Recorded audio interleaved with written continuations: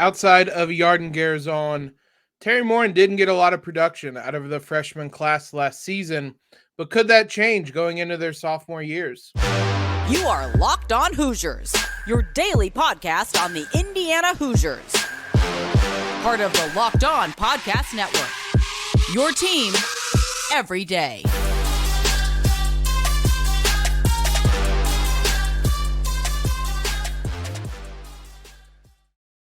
Happy Monday, everybody. You are Locked On Hoosiers, the one and only daily IU podcast. We're part of the Locked On Network, your team every day.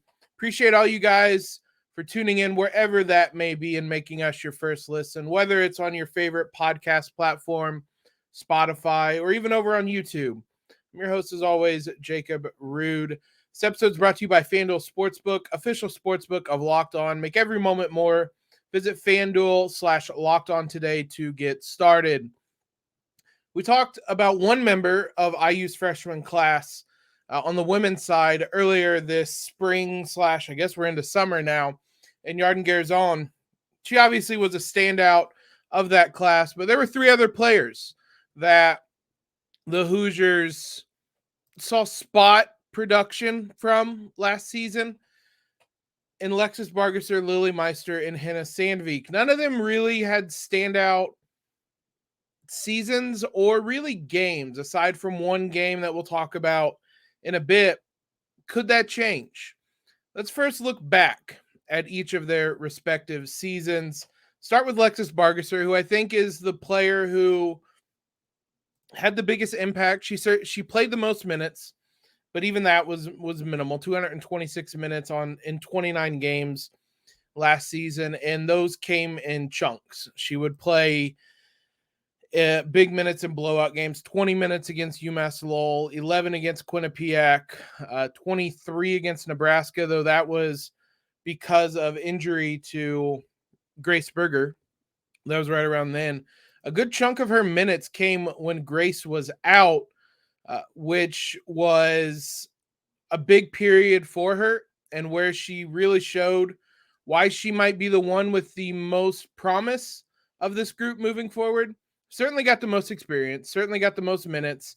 In that 6 or 7 game sample size, she played 16 minutes per game and nothing too flashy. 3 points, 2.9 rebounds, 2.1 assists. Shot 66% from the field, but it was on minimal shots, only 2 per game. She only had, for 7 games, you're only looking at, I was trying to do the quick math here. I think it's 15 attempts she had. It was in 15 attempts. So she shot well, but it just wasn't a big sample size. But it was in those games that she showed she could be something, and she could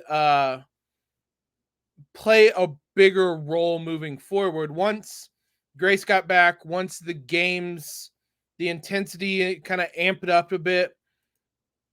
She was a freshman, Lexus was, all these girls were, and the playing time dropped. She played a couple minutes in a couple big minute appearance in blowout games, and that's going to be the same for all of these girls, these ladies.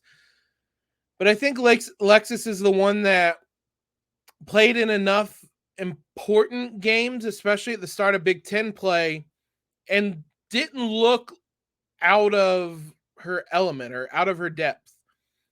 She played as well as you would expect a freshman guard to play, especially on a team as good as Indiana was. And I think she earned some of Teri Moren's trust along the way. And that's going to be big moving forward. It's kind of been limited sample size in recent years as the Hoosiers have gotten really good. It's not often that Teri Moren will play young players big minutes, which I think probably also shows you how good Yarden Garzon was last season. But you can go back to previous seasons in which players haven't had big minutes. You can look at someone like Chloe Moore McNeil, who is a very important player now. Her freshman season, she played 7.3 minutes for an IU team that made it to the Elite Eight. So it's not, you have to be really, really good to get minutes as a freshman for Teri Moren, but that means that there is a precedent for improvement. And I think that applies to each one of these ladies. Lilly Meister was the one when I said there was only one person that really had a big standout game, and that was her in the NCAA tournament. She played 20 minutes against Tennessee Tech, 7 points, 4 rebounds, 3 blocks. She's someone throughout the year. Her minutes may not have been big, and they weren't aside from the blowouts, but she would have moments where she was spelling Mackenzie Holmes, where she would have a nice little and one, or have an important offensive rebound, or make a big defensive play that didn't go unnoticed. And it's a big task to play behind Mackenzie Holmes, and Mackenzie Holmes played a lot of minutes. There weren't a lot of minutes to be had playing behind her, but I think she showed a lot. There's also an argument for her being the one with the most potential moving forward. There's going to be big shoes to fill after this season when Mackenzie Holmes is off to the WNBA. I think, and we'll talk about this in the next segment, there's certainly, I think, reason to believe Lilly Meister could kind of adequately fill that role in the future, but she showed a lot this season, a lot in limited minutes, which I think is important because it's hard to come in and play 6 minutes in a Big Ten game against even in Iowa and have some type of positive impact. But she was able to do that time and time again, and I think it'll lead to more opportunities for her. The biggest question mark out of this freshman group is Henna Sandvik, who only played 151 minutes this season and really did not have any a lot of her minutes came in non-conference play when the Hoosiers were blowing teams out. She did play in the UNC game, played 18 minutes, which was the most minutes in kind of the highest profile game she played. And she had a little stretch there where she played a good amount, played 26 minutes against Morehead State, but then kind of entirely fell out of the rotation later on after that and really didn't play once the new year turned over. After that Morehead State game, in which she played those 26 minutes, she played 16 games and averaged 3 minutes per game after that. So the minutes really disappeared for her. It's a lot of projection based a lot on very early season production. At 6 foot and a player with international experience, there's reason to believe she certainly could make an impact, but it's really as much of a guessing game with her as it is with anyone else on this roster, because there just weren't a lot of moments for her. She wasn't someone that stood out negatively in any way. That UNC game, looking back to it, was one of the more memorable performances of the season for the Hoosiers, because it came pretty much immediately after Grace Berger's injury and the way that the Hoosiers handled that game. But Sandvik played 18 minutes off the bench in that one, which was more than anybody else for the Hoosiers. So there were flashes, there were moments, there was a time when it seemed like she had the trust of Teri Moren. Not sure what changed. Maybe it was, again, simply the competition level increased, and it's hard to put freshmen in those scenarios. So this was a learning experience for a lot of these ladies, jumping up to a team that was one of the best teams in the country. And that was a huge jump for them. They might not have been able to produce a lot their freshman seasons, but could that change in their sophomore seasons? I want to talk about that and kind of what some of the expectations will be for these ladies here in just one moment. First, let's talk about FanDuel, the sponsor of today's episode. Take your first swing at betting on MLB or betting MLB on FanDuel and get 10 times your first bet amount in bonus bets. That's up to $200 back. So just bet $20 and you'll land $200 in bonus bets, win or lose. You don't even have to get the bet right, and you're going to get those bonus bets back. So you can bet on anything from the money line to an over-under to who's going to hit the first home run. It's all on an app that's safe, secure, super easy to use. Plus, when you win, you get that money paid out instantly. There's no better place to bet on MLB than FanDuel, America's #1 sportsbook. So sign up today and visit FanDuel.com/lockedon to get up to $200 in bonus bets. That's FanDuel.com/lockedon. FanDuel, official partner of Major League Baseball. Big thanks to you guys for making us your first listen every single day. Everydayers, this week we're going to look at the transfers certainly for basketball, maybe for football as well, and kind of look at what the potential could be. Could any of them be all conference players this upcoming season? We'll take a look at all the transfers coming in, maybe the recruits as well for men's basketball, and get a sense of where they stack up in terms of the conference. So be on the lookout for that later this week. Let's talk expectations for this group, because with someone like Garzon, who we mentioned, she has, I earnestly think, star level potential, and she showed a lot this season. Again, it's a lot more kind of projecting and maybe educated guesses when it comes to the rest of these women, because they just don't have as much sample size to go off of, as much tape to go off of. What I think is interesting is that there were no transfers brought in this offseason in these respective positions. It wasn't so bad that Teri Moren said, oh, I got to go get somebody else because these people can't hack it. The backcourt, nobody came in. Sandvik and Bargesser still are going to have opportunities there. They're going to be competing with the freshmen, Lene Beaumont, Jules Lamandola. But again, we just discussed how rare it is for freshmen to come in right away and make an impact. Again, on a team that's going to be really good this upcoming season. I think in some regards that signals some faith at them being kind of contributors next season. Now, they did Teri Moren did bring in a big in Curry Jelks, who could potentially take minutes away from Meister, but I don't think so specifically. We'll start with Meister. I think she showed a lot at the end of the season, and I think the timing of that performance in the NCAA tournament will do well to send her into the offseason with a lot of momentum, playing in that game and performing as she did. Now, we mentioned they bring in Curry Jelks. Does that mean fewer minutes for Meister next season? It could. What I think could happen next season is IU's going to look to keep Mackenzie Holmes fresh at the end of the year. This is 2 years in a row now where Holmes has had her knee injury flare up at some point during the season, and she went into the tournament not 100%. And if IU is going to have a tournament run in them, Holmes has to be 100%.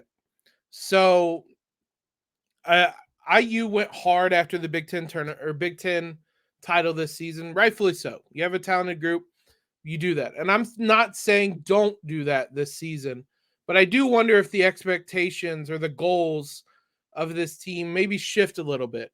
You can go after the Big Ten title, but maybe there's a little more focus on tournament success and kind of long-term big picture stuff. And maybe instead of playing Mackenzie Holmes 30 minutes per game as they did this season, and in Big Ten play, it was 33 minutes per game.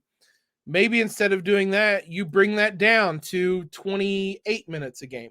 And you give 5 more minutes to Curry Jelks, to Lilly Meister, and you bring some of that burden on her down so that once the tournament rolls around, maybe you amp it back up to 33, 34 minutes a game, but she's fresher. She's able to do that. And Lilly Meister is someone that you can place in there for more minutes and still find production. And so I think there could be a path for Meister to play next season. What I think it might be even bigger is kind of the long-term approach of, I don't want to call her kind of the heir apparent to Mackenzie Holmes or someone to fill those shoes, but because that's going to be impossible. But somebody has to play that position after Mackenzie Holmes.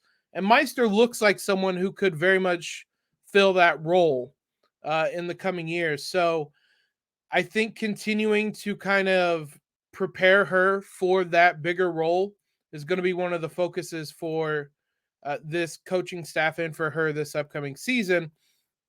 Lexus is someone that, again, she played the most minutes of any of these women last season. I think she's someone that can come in and kind of help fill the hole left by Grace Berger. We mentioned when we did the Grace Berger podcast that you everydayers will remember, it's not going to be one person that's going to come in and replace everything Grace left. There are various aspects that you are going to replace by committee.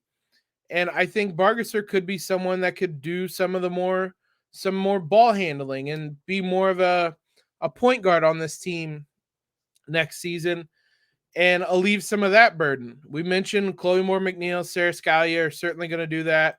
I wouldn't be surprised if Garzon does a little bit more of that. But I think Bargesser's role will increase this upcoming season.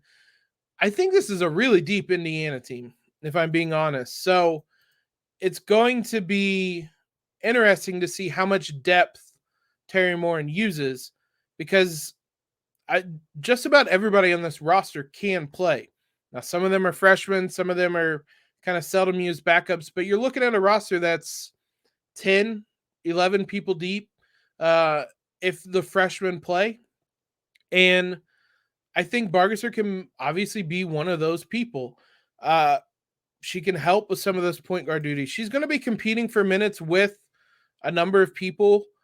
Scalia and Chloe Moore-McNeil are going to play a lot next season, but you also have La Mandola and Lene Beaumont, the two freshmen, very, very talented freshmen coming in that could see roles as well next season. But Bargesser is the one that I think showed the most overall over the course of this season for the Hoosiers.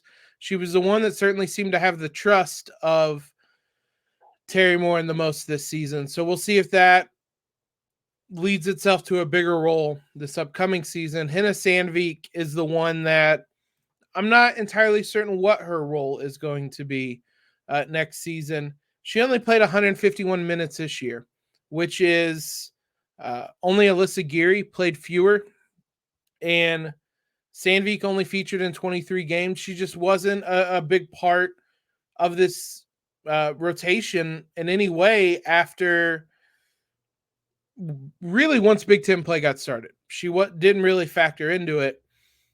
So it's really hard to kind of predict or project what her role is going to be. She's another guard that could theoretically handle some of the ball or take care of some of the ball handling duties. And again, she's someone like Garzon that has that international experience. She's a talented player. I just don't really know. It's hard to say what her role is going to be because it was such an inconsistent or non-existent one, if I'm being honest, last season. So it'll be interesting if she's able to carve out some minutes. And if she does it come at the expense of Lexus Bargesser? Those two are kind of competing against one another in some regards. Maybe this is just a long-term approach. Indiana has a lot of talent leaving over the next two seasons between Scalia, Chloe Moore-McNeil, and Sydney Parrish. There's a lot of holes that are going to be opening up after these next two seasons. Maybe it's just kind of a long-term kind of preparing these players to step into those roles and make it a bit of a seamless transition. We'll see how it goes. In the era of the transfer portal, it's hard not to look at this roster and think that there may be a transfer after this season. That's a lot of projection. And that's just me trying to do the math on how you play so many guards, so many minutes. And we'll see. I mean, Teri Moren might be able to balance it, but it's going to be an interesting battle for all these guards, including Lexus and Sandvik, next season, and how they get minutes in a very crowded backcourt. So it'll be fascinating to watch to see if either of these two women are able to step up and grab hold of some of those minutes next season. I mean, there are 32 per game up for grabs that Graceberger left. So that's a lot of minutes that both of these women could grab and play bigger roles next season. It'll be interesting to see how that shakes out. Let's finish today looking at Summer League, which starts today. 3 Hoosiers are going to be playing in it. We'll let you know when and what their roles should be over the next couple of weeks in the NBA Summer League. We'll do all that here in a moment. NBA Summer League kicks off tonight, not with the Vegas Summer League, but with the California Classic, which is going to feature 2 of the 3 Hoosiers who are playing in the NBA this upcoming season. The Lakers and Warriors both play tonight. The Lakers will play at 6 p.m. on ESPN2. The Warriors will play at 10 p.m. on ESPN. And then both of them play on Wednesday as well. Then this weekend is when the Vegas Summer League starts, which is the big one, the one I'm sure most you guys are more familiar with. Starts with a bang for Hoosier fans because on Friday, the Warriors play the Lakers. Jalen is going to play Trayce Jackson-Davis on Friday. And then the Knicks are going to factor in here with Race Thompson as well. He doesn't play either the team, either the Lakers or Warriors. So that's going to be the only cross match. Though there is potential after they play 4 games, there's like one quote unquote playoff game. So they could play one another in that, but right now on the schedule, it's the Lakers and Warriors is the only matchup between 2 IU players. So what roles are these guys going to play? Well, Jalen Hood-Schifino is going to start. He's going to feature heavily for the Lakers. Anybody who's a lottery pick or a first-round pick as high as he is going to start. He's going to be the starting point guard. He's going to have the ball in his hands a fair amount. The Lakers have another point guard that was on a 2-way roster spot for them last season, but he's not this season. They have a lot more invested in Jalen Hood-Schifino than they do any other point guard on the roster. So that ball is going to be in his hands a whole lot during Summer League, whether tonight, whether Wednesday, whether Friday, whether in Vegas. He's going to get a lot of reps. So if you guys want to see him play, just tune into a Lakers Summer League game because he's going to be playing. Trayce is actually pretty similar, despite being the 57th pick in the draft. You look at the Warriors Summer League roster, and there's not a lot of talent on there, to be honest. They had 2 draft picks this year, and those are the only 2 guys drafted that are going to be on the roster, I believe. I took a quick glance. I didn't look, but I mean, those 2 are far and away, I think, the most talented players on the roster for the Warriors. So I would imagine there's a lot invested in them to play a lot of minutes this upcoming 2 weeks. Summer League will run through the 14th. So over the next 2 weeks, it's going to be a lot of playing time for Trayce, I would imagine. I'm interested to see if he's actually going to shoot threes. It's obviously the talking point. There was obviously video of him doing it at the combine. It sounded like he was doing it for teams in workouts. Is he actually going to do it in games? Because that's going to change a lot for his trajectory as an NBA player. The Knicks have not announced a Summer League roster yet, though they don't play in the California Classic. They don't play until Saturday. So there isn't as much of a hurry for them to announce a roster, but they didn't have any draft picks. Like their Summer League roster is going to be pretty barren, which might be why Race picked them. It's actually probably why Race picked them to go play for them, because there's a lot more opportunity to showcase yourself. It's not like the Lakers or Warriors where they have players that they drafted, that they have on 2-way deals, that they are going to invest more in them than other players. That's not what is going to be the case here with the Knicks. It's kind of more of a open showcase, and guys that are going to play well are going to get to play more. So I think that's probably why he chose the Knicks, and he's certainly going to get a chance to play. Without knowing the roster, I don't know if he's going to start. I would say I'd be surprised if he was, but the roster could be.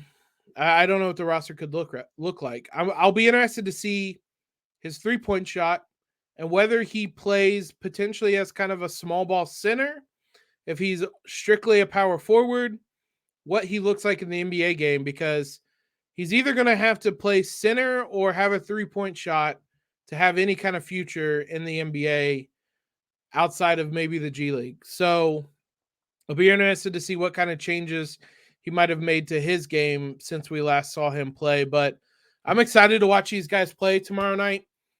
It's going to be a lot of fun. And over the next 2 weeks, it's basketball we get to watch. And there's a lot of games with IU players. Indiana basketball tweeted out a graphic that has all the games over the next 2 weeks, who's playing, what time they play, where they're going to be playing at. All the games will be televised. They might be on really late. Warriors and Lakers is on at 11 p.m. So maybe record that one and watch it the next day. But all these games are going to be televised. It'll be lots of time to watch Trayce, Jalen, and Race this summer. I'm excited for that. I'm excited to see these guys play and see if they can, what kind of roles they can carve out in the NBA. It's going to be a lot of fun to watch. Thanks as always, guys, for making Locked On Hoosiers your first listen every single day. Every day is again this week on the show. We're going to look at the transfers, the newcomers on the basketball team, and maybe dip our toes a little bit into the football team as well and see how they stack up. Are these all conference potential guys? Are they quality starter guys? Are they bench warmer guys? We'll take a look at all that and see what's in store for these newcomers on the basketball court and on the football field. We'll do that in this week's episode, so be sure you guys are tuned in. Follow us on Twitter if you haven't already. Subscribe. You know how much that helps us, whether on Spotify, your podcast app, or over on YouTube. You guys can subscribe there as well. Leave a rating and review, all of that great stuff. As always, guys, hope you have a great Monday. Everybody stay safe over the 4th of July weekend. Most importantly, LEO.